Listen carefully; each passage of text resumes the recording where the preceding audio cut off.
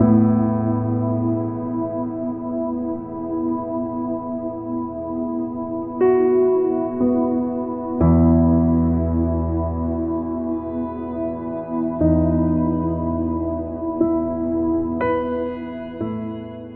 mayoría de los cristianos conocen bien los hechos. Jesús nació de una virgen, vivió una vida perfecta, murió en la cruz en nuestro lugar y resucitó de entre los muertos. Todos los que ponen su fe en Él serán perdonados y tendrán vida eterna. Pero ser capaz de expresar los hechos del Evangelio con exactitud es una cosa. Que su verdad cautive tu alma y mi alma es una cosa muy diferente.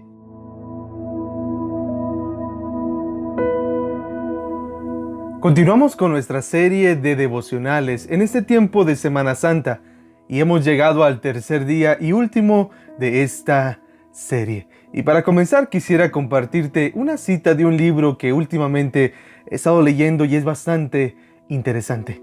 El título del libro es una pregunta que nos dice: ¿es razonable creer en Dios? Y a lo que nos quiere motivar su autor Timothy Keller es a tener convicción en tiempos de escepticismo, tiempos que nosotros estamos viviendo actualmente. Él habla acerca de la resurrección, de la realidad de la resurrección, y dice lo siguiente: en ocasiones hay quienes se me acercan y dicen: llevo tiempo peleándome con esta enseñanza del cristianismo.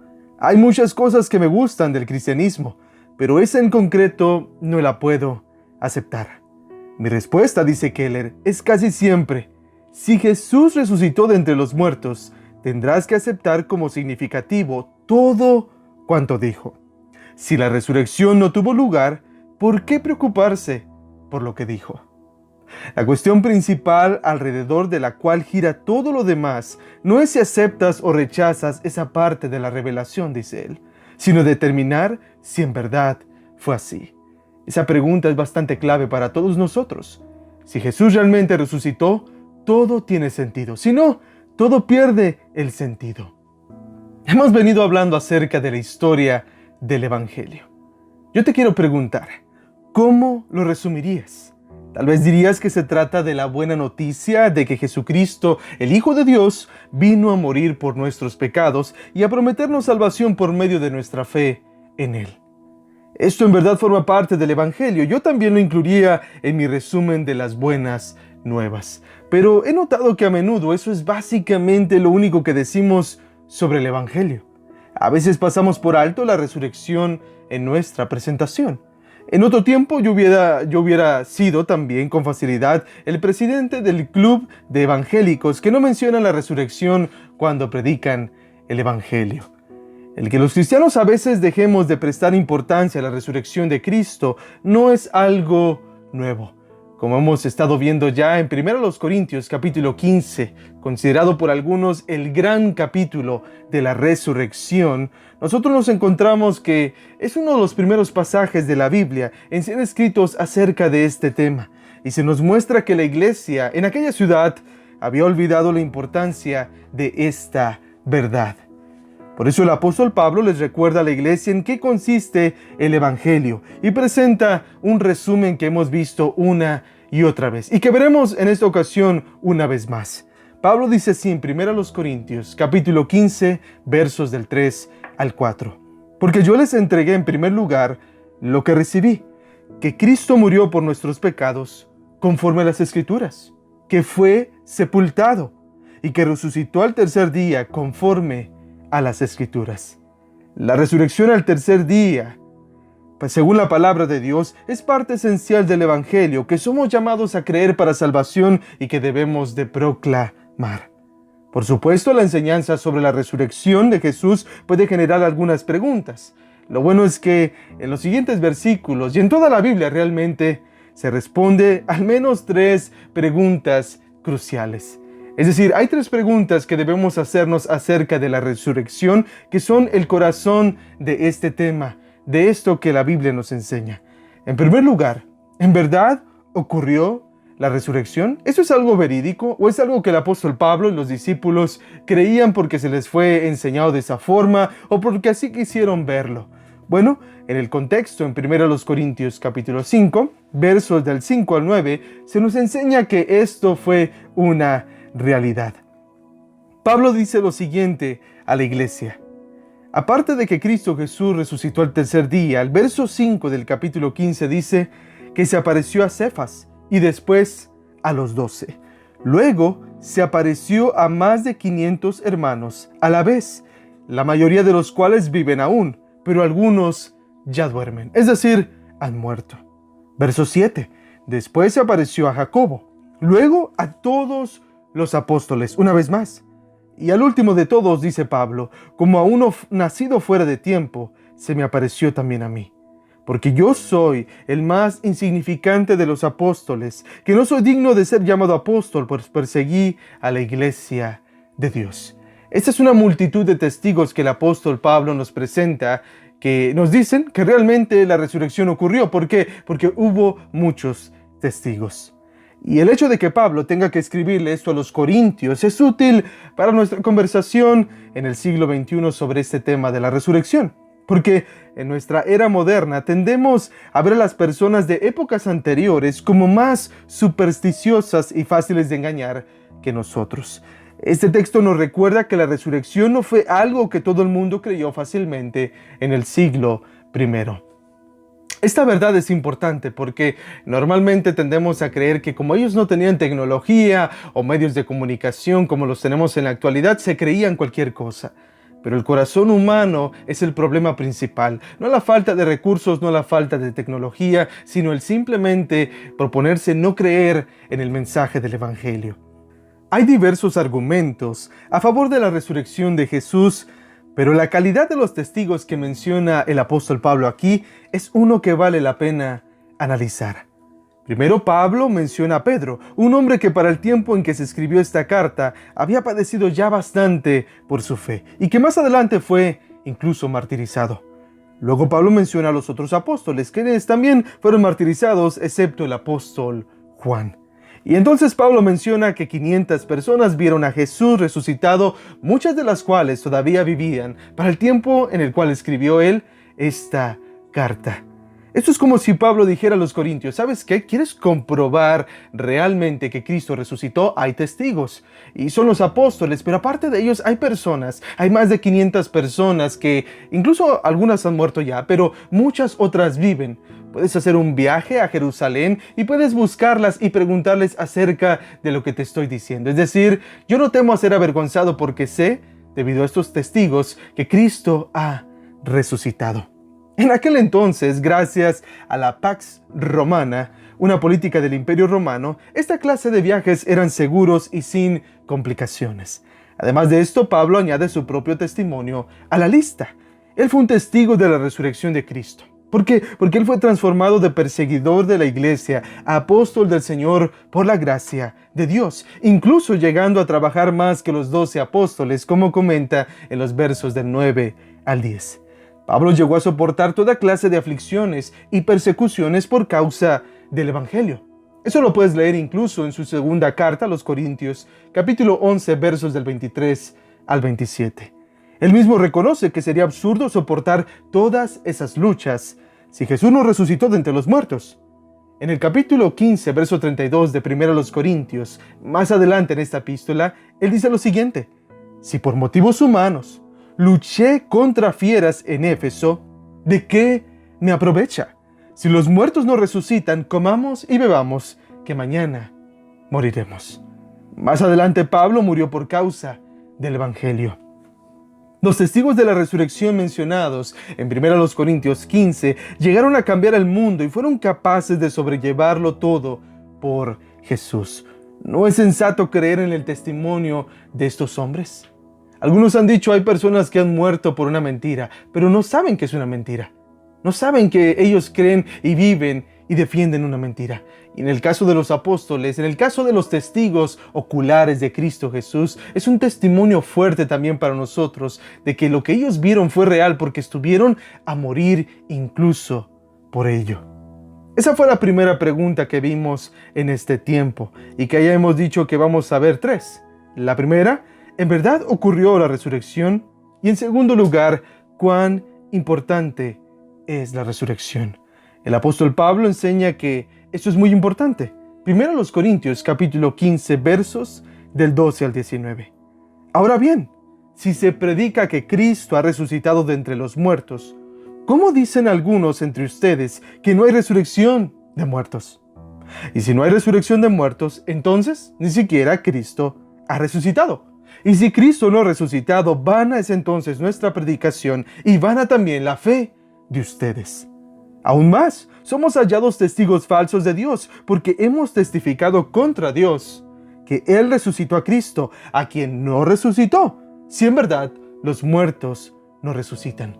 Verso 16. Porque si los muertos no resucitan, entonces ni siquiera Cristo ha resucitado. Y si Cristo no ha resucitado, la fe de ustedes es falsa, todavía están en sus pecados. Esta parte de la historia me encanta, de la declaración de Pablo, porque él no quita el problema de nuestros pecados. Los pecados siguen ahí, la condenación está ahí. Lo único que cambia es que no hay salvación si Cristo no resucitó. Verso 18. Entonces, también todos los que han dormido en Cristo están perdidos. Todas las personas que han creído en Cristo Jesús, vivido por Él, sacrificándose por Él, hecho en obras de amor por otras personas, por Él, han perdido su tiempo y han perdido también su vida. Verso 19. Si hemos esperado en Cristo para esta vida solamente, somos de todos los hombres los más dignos de lástima. No hay nada bueno si no resucitó Cristo Jesús. Todo lo que hacemos, todo lo que decimos, todo lo que nosotros podemos hacer por los demás, creer, pensar, hablar, si Cristo no resucitó, no vale la pena, dice el apóstol Pablo. Quisiera parafrasear las palabras de C.S. Lewis respecto a este tema, porque él dice, si la resurrección es real, entonces es infinitamente importante. Y si no es real, entonces no tiene importancia. Lo único que la resurrección de Jesús no puede ser es medianamente importante. Ese es un asunto crucial. O Cristo resucitó o no lo hizo. Y si lo hizo, todo es importante. Y si no lo hizo, no pasa absolutamente nada. Y créeme, el grabar esta predicación, el vivir como iglesia, el hacer las obras que Cristo quería que nosotros hiciéramos, no tiene sentido. ¿Por qué? Porque realmente lo que creemos es una farsa. Si la resurrección de Cristo, no tenemos por qué creer en la salvación que Él nos ofrece. La predicación del Evangelio es sin sentido y es un engaño. Todavía estamos bajo condenación por nuestros pecados y no tenemos ninguna esperanza. Además, si esta es la única vida que tenemos, seguir a Cristo es una pésima idea. ¿Por qué? Porque demanda demasiado de nosotros cuando podríamos más bien dedicarnos a otras cosas. Ese es el propósito de la enseñanza de Pablo aquí. Él nos quiere demostrar lo siguiente. Si Cristo no resucitó, no vale la pena ser morales, no vale la pena tratar de amar a tu prójimo, no vale la pena absolutamente nada. ¿Por qué? Porque al final nada nos va a ocurrir, no va a haber realmente un juicio final. ¿Por qué? Porque si Cristo mintió en una cosa, podría mentir en muchas otras más. Pero si la resurrección es real, como sabemos que lo es, eso lo cambia todo. Y pasamos a la tercera y última pregunta de nuestro tiempo. ¿Cómo debemos vivir a la luz de la resurrección? Pablo no solo quiere convencernos de la veracidad e importancia de la resurrección, sino también hacernos ver cómo debe impactar nuestras vidas y buscar también nosotros encontrar el sentido debido a la resurrección. Pablo dice así en 1 Corintios capítulo 15, verso 32 al 34. Si los muertos no resucitan, comamos y bebamos, que mañana moriremos. No se dejen engañar, dice él. Las malas compañías corrompen las buenas costumbres. Sean sobrios como conviene y dejen de pecar, porque algunos no tienen conocimiento de Dios. Para vergüenza de ustedes, lo digo. Si Cristo realmente resucitó, debemos de seguir sus pisadas. Debemos de caminar y andar como Él anduvo. Más adelante, luego de hablar de la gloria del cuerpo de Cristo resucitado, que cada creyente tendrá en el futuro, gracias a la obra de Cristo y su gloriosa victoria sobre la muerte, según vemos en el capítulo 15, versos del 35 al 55, Pablo da gracias al Señor y nos recuerda que, como resultado de la resurrección, nada de lo bueno que hacemos es inútil. Una vez más, debido a la resurrección de Cristo, nada de lo bueno que hacemos, nada de lo que vivimos en Cristo es inútil. En el capítulo 15, versos 56 al 58 se nos dice: el aguijón de la muerte es el pecado, y el poder del pecado es la ley. Pero gracias a Dios que nos da la victoria por medio de nuestro Señor Jesucristo. Por tanto, mis amados hermanos, estén firmes, constantes, abundando siempre en la obra del Señor, sabiendo que su trabajo en el Señor no es en vano. Así es como el apóstol Pablo termina este gran capítulo de la resurrección, con una motivación práctica, para que nosotros entendamos que el mensaje de la resurrección no solo es una cuestión doctrinal, sino una cuestión práctica que podemos y debemos de aplicar a nuestra vida diaria. Él nos dice: debes de saber que tu trabajo en el Señor, la obra que haces para la iglesia, para edificar el cuerpo de Cristo, y también incluyendo el predicar el Evangelio mismo, no es en vano. A modo de conclusión, quisiera decirte lo siguiente. Como acostumbra hacerlo a lo largo de todo su libro de teología sistemática, Wayne Grudem hace la siguiente pregunta acerca de la doctrina de la resurrección. Él dice: ¿cuál es su importancia para nosotros? ¿Cuál es la importancia de la resurrección para nosotros? En un sentido intelectual podemos crecer mucho y podemos enamorarnos mucho del concepto de la resurrección y de profundizar en lo que significa, pero en un sentido práctico, directo, aplicable para nosotros, ¿qué importancia tiene? Y pienso que, aunque Grudem hace un excelente trabajo en responder esta pregunta de una manera puramente doctrinal, una de las maneras en que me sentí atraído a concluir esta serie de devocionales era visitando un texto bíblico, una historia, un relato bíblico que, aunque es bastante reconocido, pienso que no se considera como una gran aportación a este asunto de la resurrección de Cristo. Pero personalmente lo considero como uno de los resúmenes más sencillos de la importancia de la resurrección de Cristo para nosotros.